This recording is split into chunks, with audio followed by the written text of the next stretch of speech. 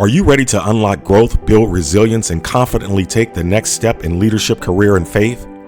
Welcome to The Next Move. I'm Orvin Kimbrough, a CEO, author, and leader with a passion for helping people and organizations thrive. My journey from foster care to CEO has fueled my mission to help professionals scale their confidence, leadership, and influence through mindset shifts, expanded networks, and bold action. Each week, I'll share reflections ripped straight from my blog to inspire and empower you with actionable insights. Let's get started and make your next move your best move. Welcome back to The Next Move, the podcast where we explore faith, leadership, and personal growth to help you take your next step with purpose and confidence. Folks, I'm your host, Orvin Kimbrough. It's good to be here. Today, I want to talk about something that's been on my mind lately. Incentives. Now hold up. Before you check out thinking this is some dry business school jargon, I want you to lean in, because once you start to see incentives clearly, you start to understand people better. And when you understand people, you lead better, live better, and build better. I've been reflecting across every level, federal, state, city, right down to the street and household I live in. Why do some programs or organizations absolutely thrive while others flop? Why do some leaders inspire action and others stall out even when they have resources? It hit me recently. We are always responding to an incentive, even the ones that we don't see. And some of those incentives were created, folks, they were created decades ago. They've been quietly steering behavior ever since. That's the thing. Most incentives don't show up in bold letters, they hide in plain sight.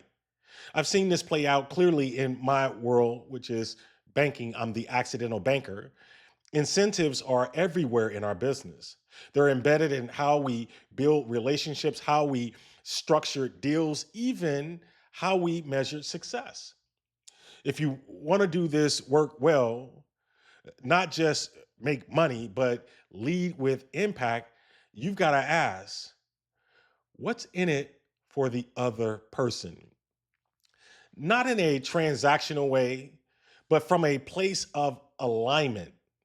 Because when incentives are misaligned, it doesn't matter how good your intentions are, things will eventually drift. Trust erodes, performance drops, and culture weakens. Let me bring this home in a different kind of way. I've learned to ask two simple but powerful questions in almost every situation. I mean, I think about this constantly. What is this person incentivized to do in this situation? And what am I incentivized to do right now?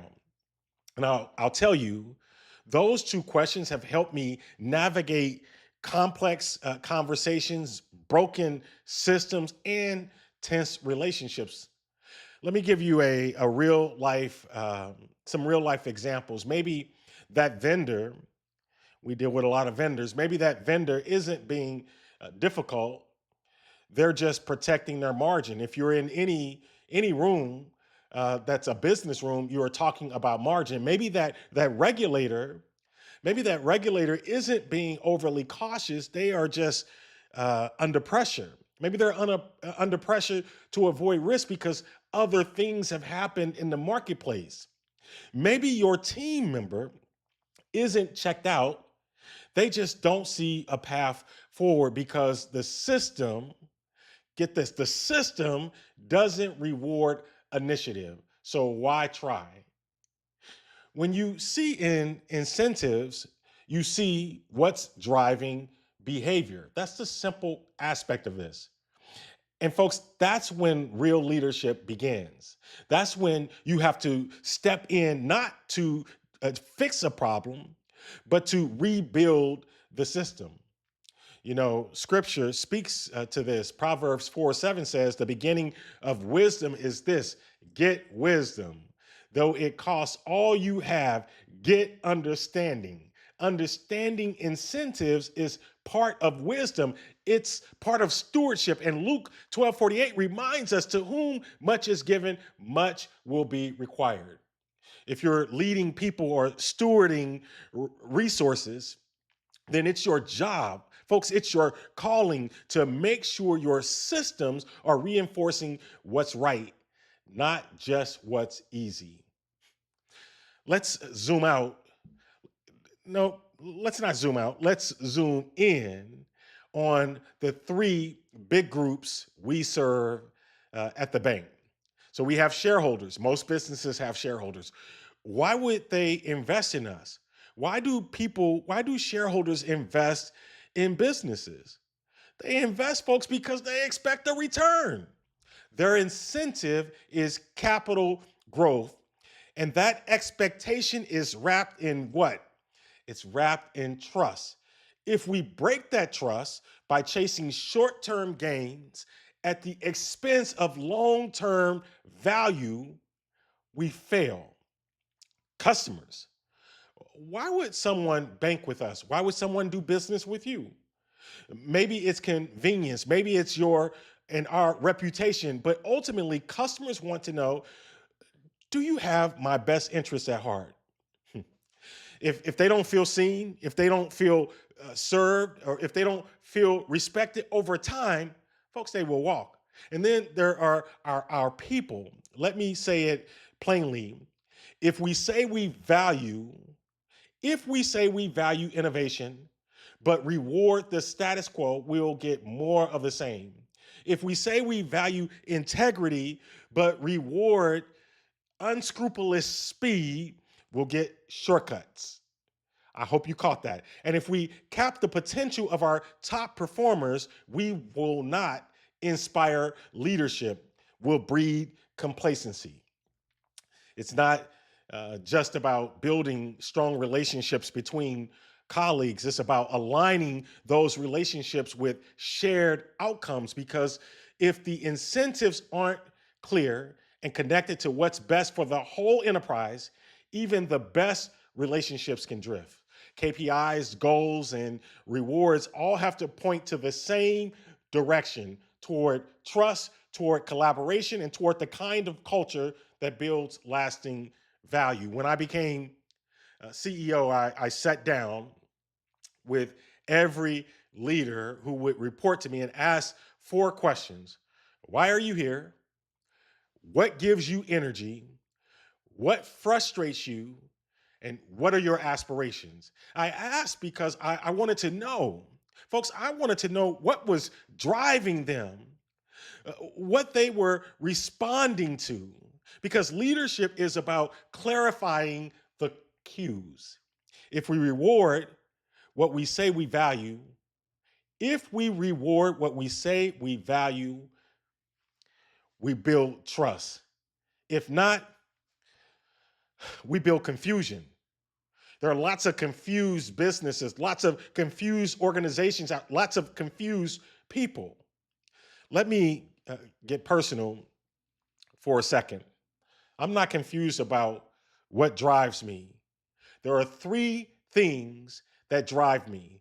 Number one, impact. It's driven me across my entire career. Is my work meaningful in the world?